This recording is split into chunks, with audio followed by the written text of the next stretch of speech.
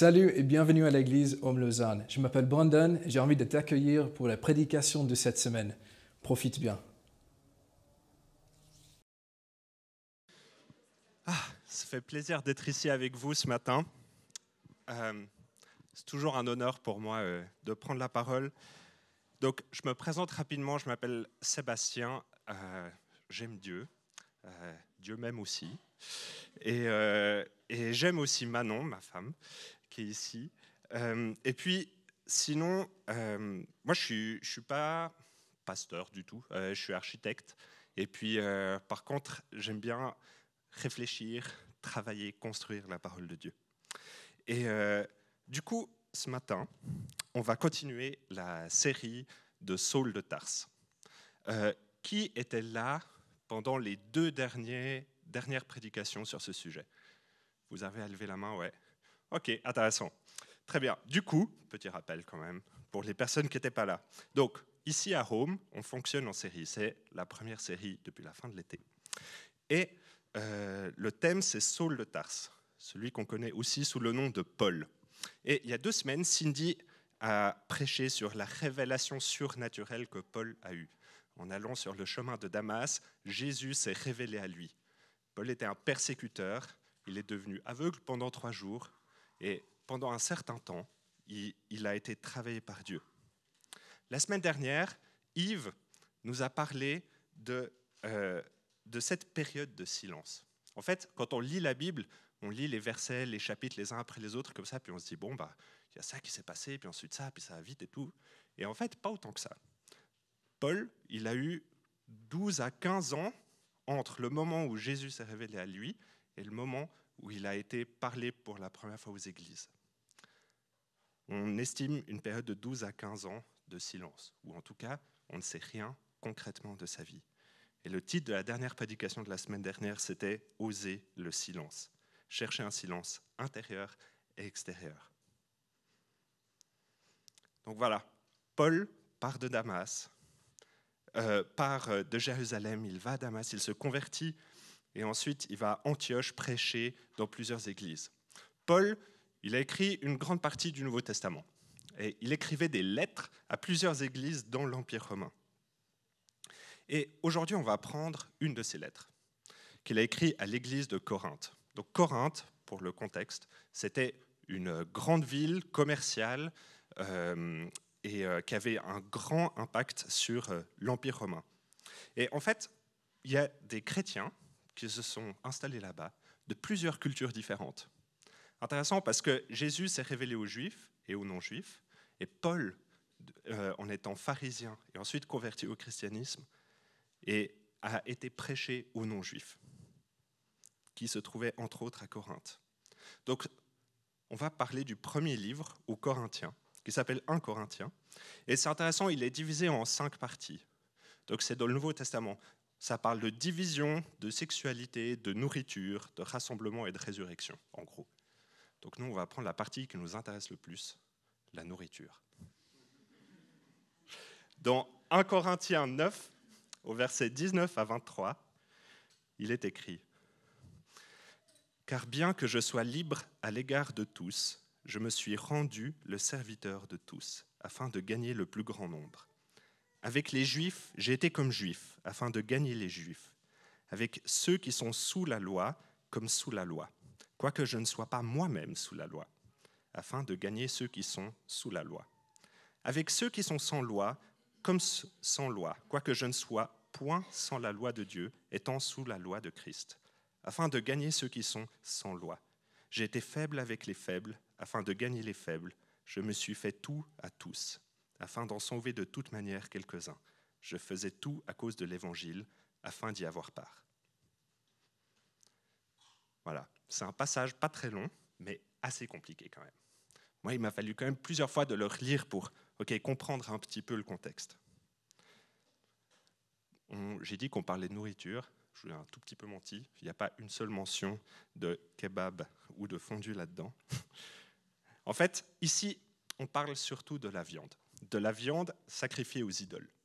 Dans ce cas précis que Paul explique ici, il y a les Juifs, mais aussi les Grecs et les Romains.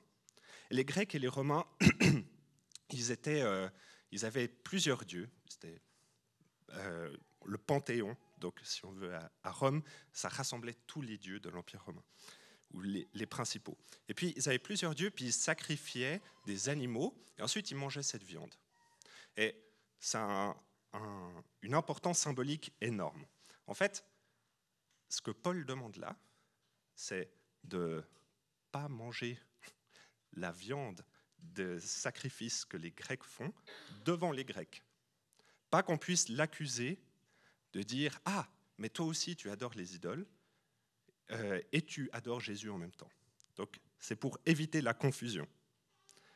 Il s'est fait grec parmi les Grecs, juif parmi les Juifs, et c'est pour éviter la confusion.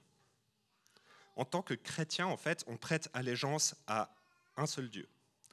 Donc, je répète, dans ce cas-là, si tu veux manger de la viande sacrifiée aux idoles chez toi et que personne ne voit, pas de problème. C'est juste pour ne pas prêter la confusion. Il nous demande une responsabilité de se faire tout pour tous. En fait, ce que Paul demande par là aux Corinthiens, c'est que toutes nos actions, elles prêtent allégeance à Dieu.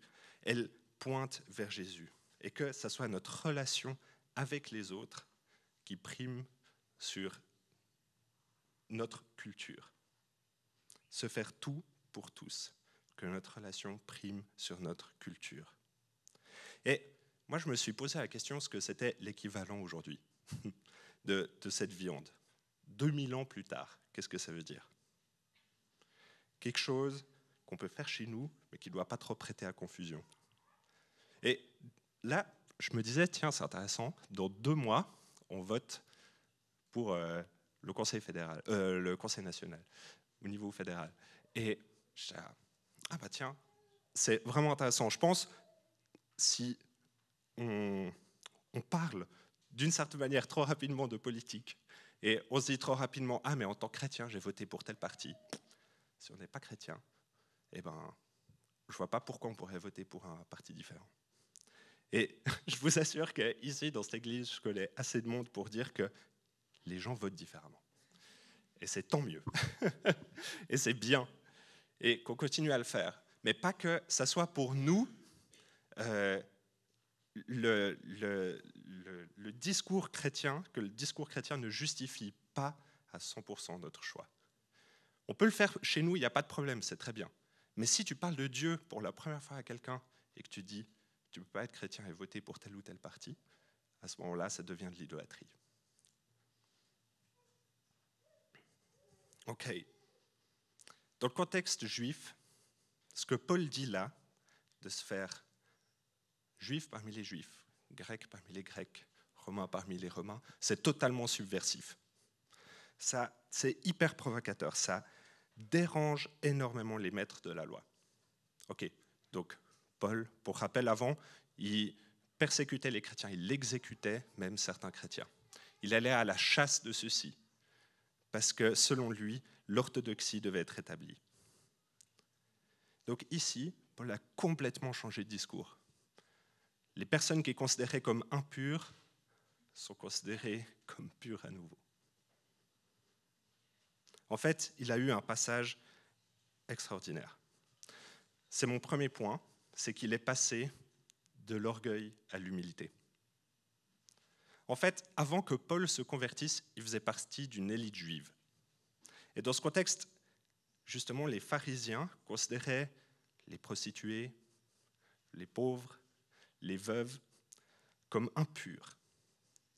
On n'avait pas le droit d'être en contact avec ces gens-là, ou alors il fallait passer par tout un processus de purification. Ceci les rendait orgueilleux. Ensuite, Jésus est venu, il est venu renverser tout ça. Il dit notamment les premiers seront les derniers seront les premiers. Assez connu dans Matthieu 19, 30. Il dit que son royaume est inversé, dans Matthieu 6, 33. Que toutes et tous sont égaux devant Dieu, qu'il n'en a fait aucun au-dessus des autres. Jésus a remis en question l'autorité morale des pharisiens. Il a dénoncé leur hypocrisie. Il a demandé de rejoindre les autres dans leur souffrance, de partager nos richesses et d'aimer nos ennemis. Et Moi, j'aime beaucoup le Jésus bienveillant, celui qui est patient, qui vient nous rejoindre des fois. Mais purée, comme le Jésus subversif, il m'énerve des fois. Il vient titiller, déranger, chatouiller, gratter un peu. Arrêtez d'être orgueilleux. Que vos valeurs ne soient pas une forteresse pour éviter les relations avec les autres. Et moi, je me posais la question aujourd'hui, qu'est-ce que c'est nos valeurs? Ok, il y a toujours des juifs. D'ailleurs, j'ai appris ce matin qu'aujourd'hui, c'est la journée européenne de la culture juive. Il y a vraiment plein de richesses à découvrir là-dedans. Mais majoritairement, on est plutôt dans un héritage judéo-chrétien. Il n'y a plus les mêmes codes qu'autrefois. Par contre, le cœur de l'homme, il n'a pas franchement évolué en 2000 ans. Il y a toujours des gens orgueilleux, il y a toujours des gens humbles, il y a toujours des gens ambitieux, toujours des gens qui se mettent en retrait. Et moi, je me posais la question de quelles sont nos valeurs qui créent comme une forteresse culturelle, qui nous empêchent d'être en relation les uns avec les autres, qu'on met au-dessus du message de Christ. Quelle forteresse culturelle? C'est ça. En fait, c'est un peu spécial, je me suis dit, allez, j'amène ça. En fait, là, il y a 10 000 pages, donc il y a 13 livres, il y a 10 000 pages, et c'est toute l'histoire de la Suisse. C'est le dictionnaire historique de la Suisse, ça s'appelle. Et tout ça, c'est un peu notre forteresse culturelle. Ça nous empêche d'être en relation avec les autres. C'est immense, c'est beaucoup plus grand que la Bible. Et pourtant, c'est comme si ça nous bloquait. Or, du coup, pour éviter qu'on lise 10 000 pages ensemble ce matin, j'ai essayé de les résumer un tout petit peu.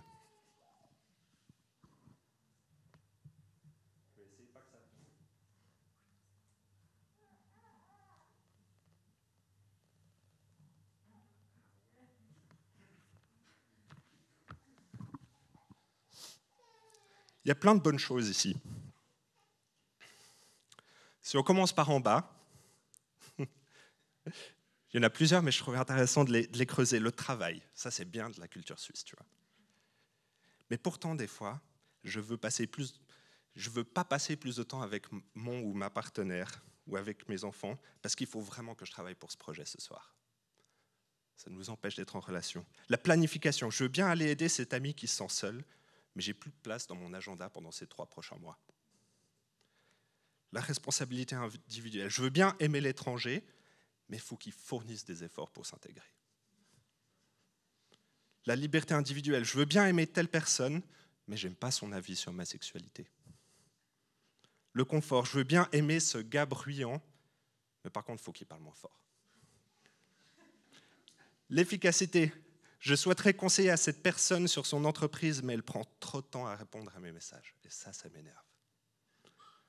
La retenue, je sens que j'ai besoin de prière, mais je n'ai pas envie de déranger. L'intelligence, je veux bien discuter avec cette personne, mais il faut qu'elle ait au moins le même niveau d'études que moi. Sinon, on ne va pas se comprendre. L'épargne, je veux bien soutenir cet ami ou cette œuvre avec mon argent, mais bon, ça affectera mon 3e pilier. La ponctualité, je veux bien passer du temps avec telle nouvelle personne à l'église, mais j'en peux plus, elle arrive toujours en retard. C'est de l'irrespect. Ou le paraître, je veux bien donner de l'argent aux pauvres, mais ce SDF, il ne me donne pas du tout confiance. Dans le contrôle, je veux bien passer du temps avec cette personne qui a un avis différent de moi, mais il faut qu'elle soit d'abord d'accord avec moi. La stabilité, je veux bien passer une soirée avec telle personne, mais son humeur change constamment. Tout ça, c'est des choses qui, en soi, ne sont pas mauvaises. Ça fait partie de notre culture suisse. Dans d'autres pays, ça serait un peu différent. Si on change d'hémisphère, ça serait très différent. Et elles ne sont pas mauvaises, mais des fois, on s'appuie là-dessus. Notre cœur devient orgueilleux à cause de ça. Parce qu'on travaille plus, on se sent peut-être plus légitime de dire quelque chose. Des fois, c'est un peu notre cœur de pharisien. On se sent supérieur aux autres.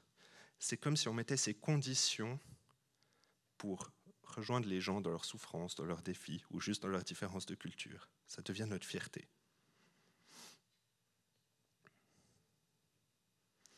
Notre fierté nous enferme. Je parlais d'orgueil.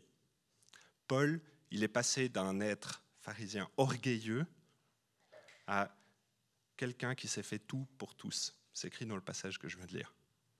Il a rejoint chaque personne dans des cultures différentes. La ville de Corinthe, Antioche, dont on a parlé dimanche dernier, sont toutes des villes multiculturelles à fond. Il y avait des personnes de partout dans la région, de langues différentes. Et il a s'agi de se faire humble pour chacun.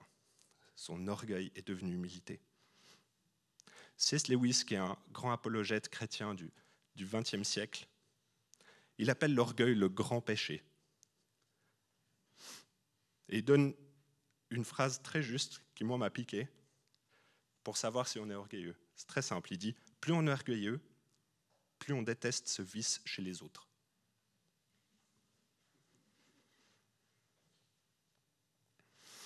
Jésus nous appelle à l'humilité.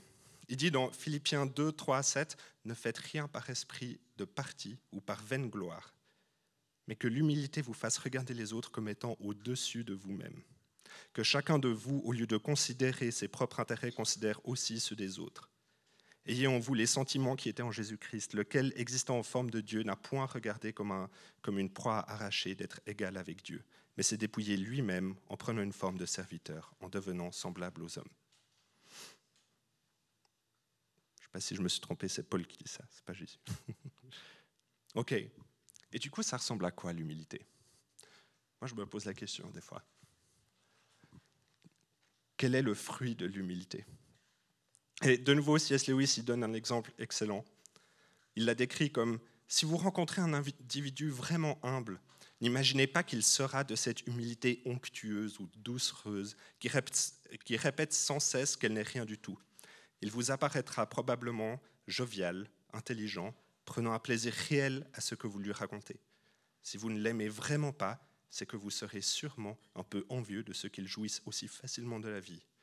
Il ne songe pas à son humilité. Il ne songe pas le moins du monde à lui-même. » Moi, ça me pose chaque fois des questions. Et ça vient travailler mon cœur, tu vois. L'orgueil. Et là, la dernière fois, Florias, comme MC, j'ai beaucoup aimé, il a dit on a besoin de silence un peu. Et du coup, là, je vais laisser un petit moment de silence et je vais vous poser 2 questions qui seront affichées normalement au-dessus. À quel point est-ce que les personnes orgueilleuses m'énervent? Vous vous rappelez, C.S. Lewis, il disait « Plus on est orgueilleux, plus on déteste ce vice chez les autres. » Petit sondage antérieur, ça pique un peu, c'est normal, parce que ça guérit. Et quelle autre valeur, peut-être devenue idole, m'empêche d'être en relation avec les autres? Voilà, je laisse un petit moment de silence.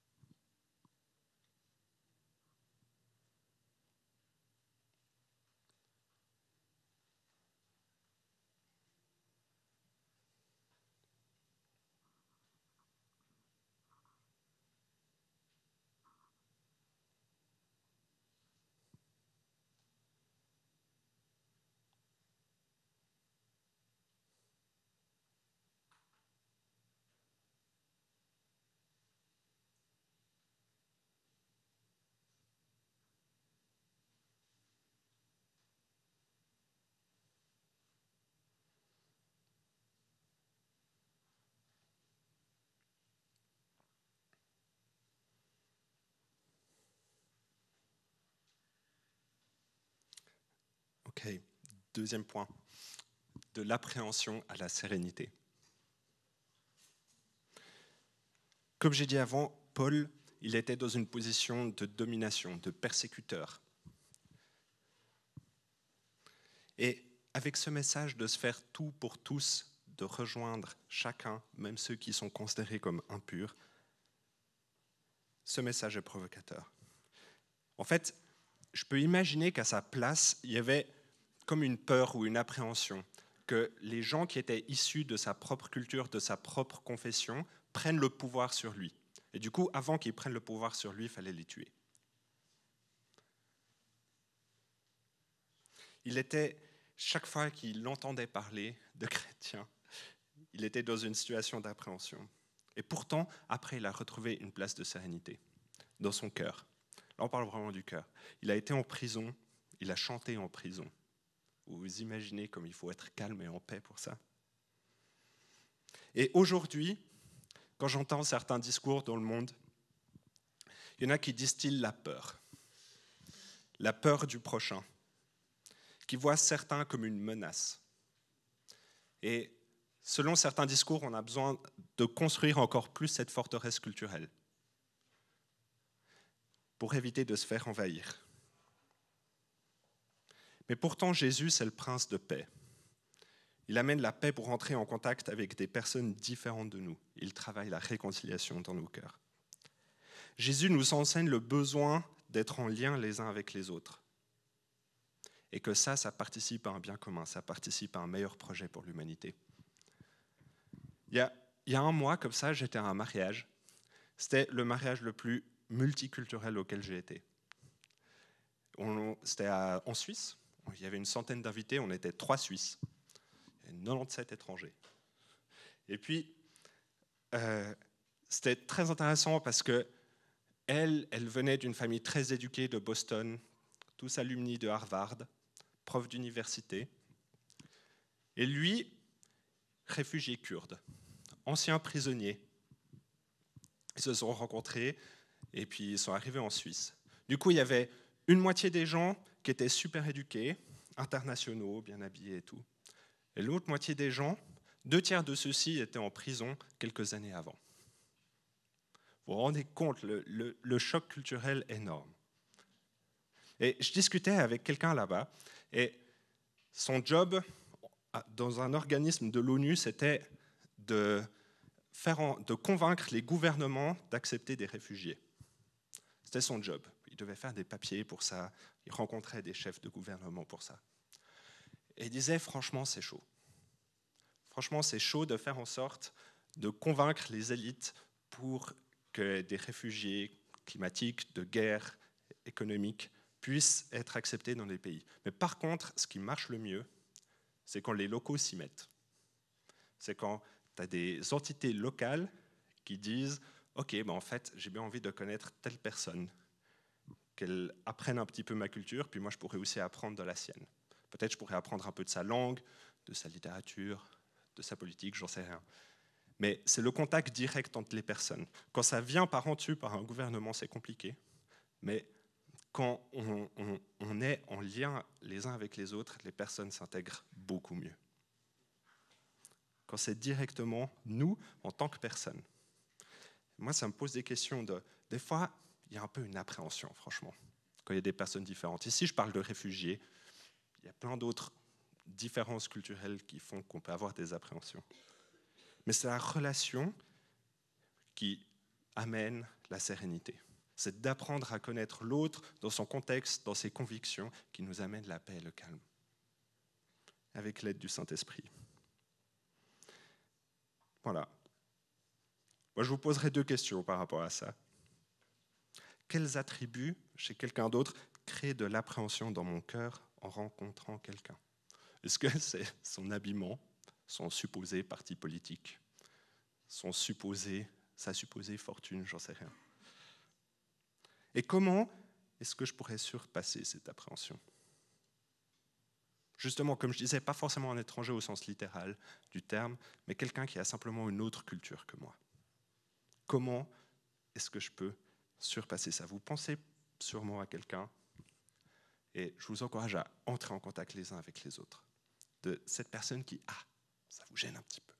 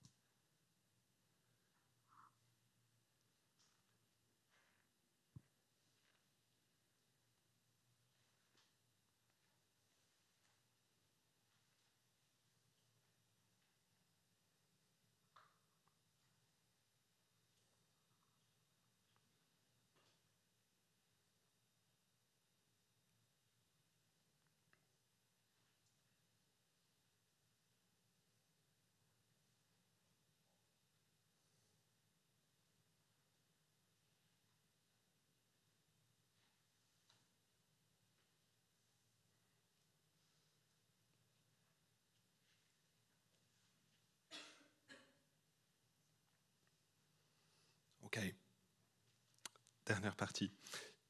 Paul, il est aussi devenu un grand voyageur.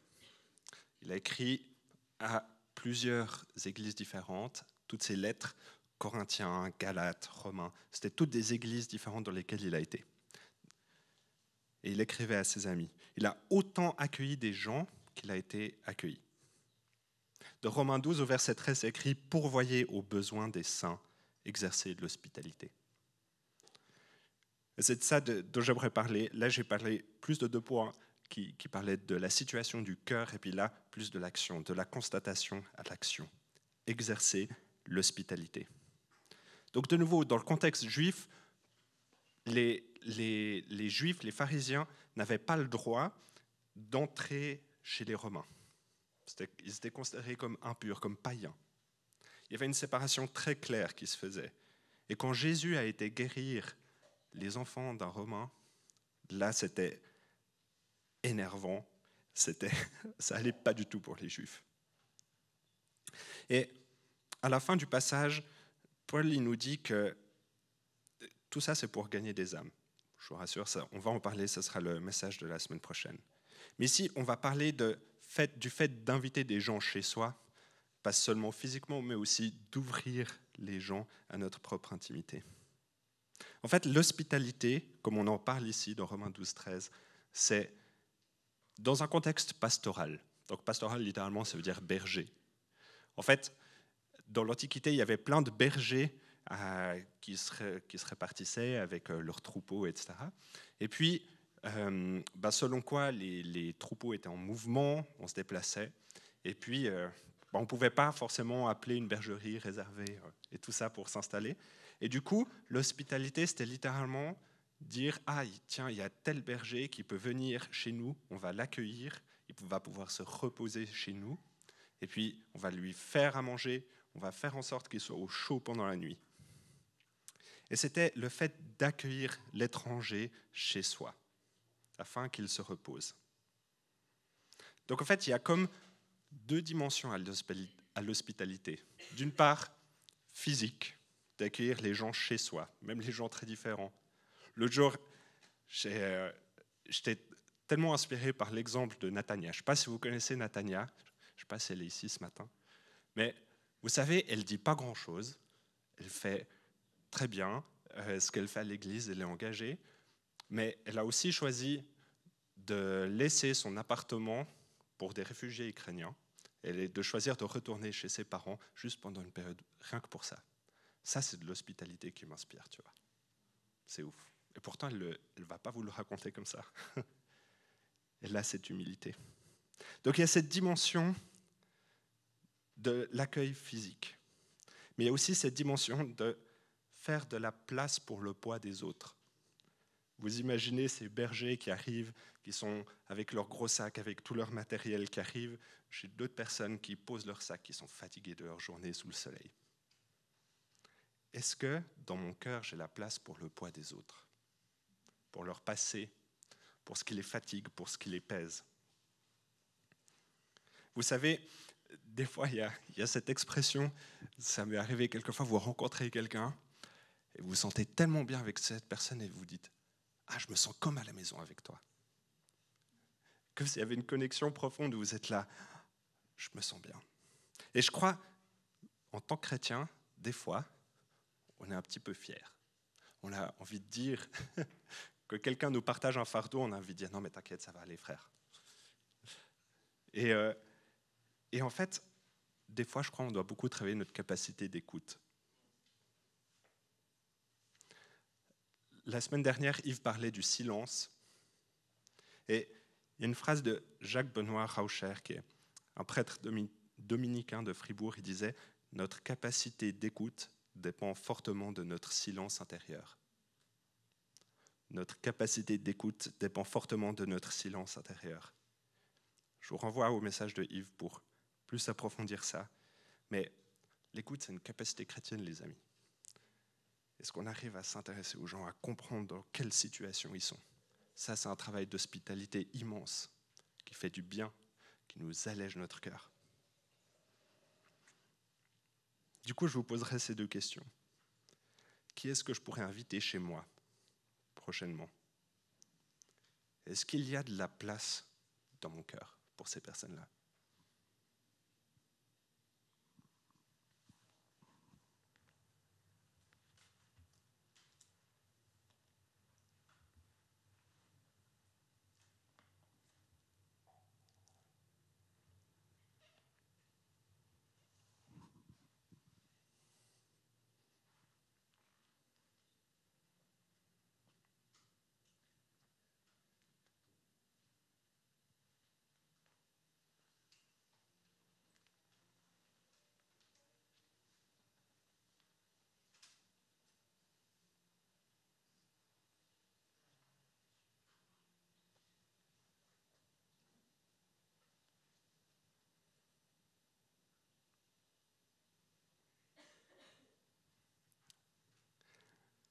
Pour finir, donc Paul nous invite à mettre nos préjugés de côté afin de créer des liens qui pointent vers Jésus, à descendre de notre forteresse culturelle pour rejoindre les gens dans leurs défis, dans leurs cultures différentes, dans leurs souffrances, dans leur réalité. Il nous demande d'agir et pas juste de constater. Il demande de travailler notre cœur. Ça m'a frappé quand on y pense. Paul, une des personnes les plus orgueilleuses à un moment, il a été aveugle pendant 3 jours. Et du coup, là, c'est la notion d'humilité, de vulnérabilité, je pense, la plus forte qui existe. Il devait demander à d'autres personnes de le guider. Et peut-être vous êtes à certains moments dans ce genre de situation. Peut-être les choses que je vous dis là, ça vous paraît presque impossible à vivre, ça vous fait un peu peur. Je vous rassure, moi aussi. C'est difficile, c'est inatteignable. On sent qu'on a besoin d'aide pour ça. Déjà, on est ensemble, on est une communauté. On n'est pas tout seul à porter ces poids-là. Ils se partagent. Et peut-être vous sentez que vous n'avez presque pas assez d'énergie. Vous vous dites, j'ai pas assez de capacité peut-être sociale. Peut-être j'ai pas un beau chez moi pour vraiment accueillir de gens. C'est pas grave. Je crois que votre cœur est juste. Dans Matthieu 5, au verset 3 à 9, j'avais tellement fort ça avant. Jésus, littéralement, il enseigne « Heureux les pauvres en esprit, car le royaume des cieux est à eux. Heureux les affligés, car ils seront consolés. Heureux les débonnaires, car ils hériteront la terre. Heureux ceux qui ont faim et soif de justice, car ils seront rassasiés. Heureux les miséricordieux, car ils obtiendront miséricorde. Heureux ceux qui ont le cœur pur, car ils verront Dieu. Heureux ceux qui procurent la paix, car ils seront appelés fils de Dieu. »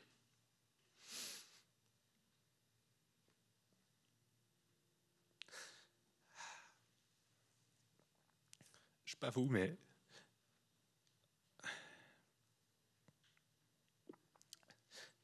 toutes les semaines, moi, je vois des gens qui ressentent une certaine solitude autour de nous.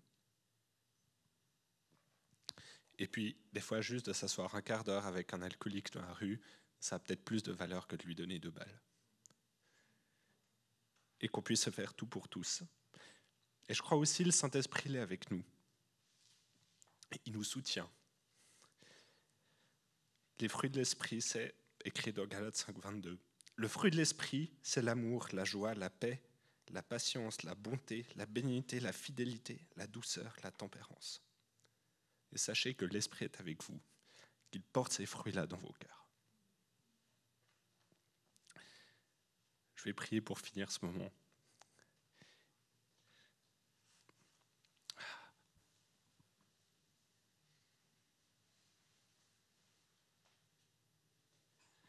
Merci Seigneur parce que tu es avec nous. Tu t'es fait humble parmi les humbles. Tu es venu pour servir et non être servi. Et Seigneur, je te prie de nous pardonner quand on est devenu trop fier par rapport à certaines valeurs qu'on considère comme au-dessus de certaines relations. Seigneur, je te demande pardon pour ceci. Je te demande pardon pour les fois où on n'arrivait pas à voir le frère de notre ennemi. Où on n'arrive pas à aimer ceux qui nous persécutent ou qui nous aiment simplement pas. Seigneur, je te prie que ton amour puisse nous porter. Je te prie qu'on ne soit pas juste en train de constater en mode « Oh non, le monde va mal », mais qu'on puisse être les acteurs qui rendent ce monde meilleur. Pas à pas, Seigneur, on veut te rendre gloire. Travaille nos cœurs afin qu'on puisse te rendre gloire. Bénis chacune et chacun ce matin. Que ton esprit, tes fruits de l'esprit jaillissent dans nos vies. Amen.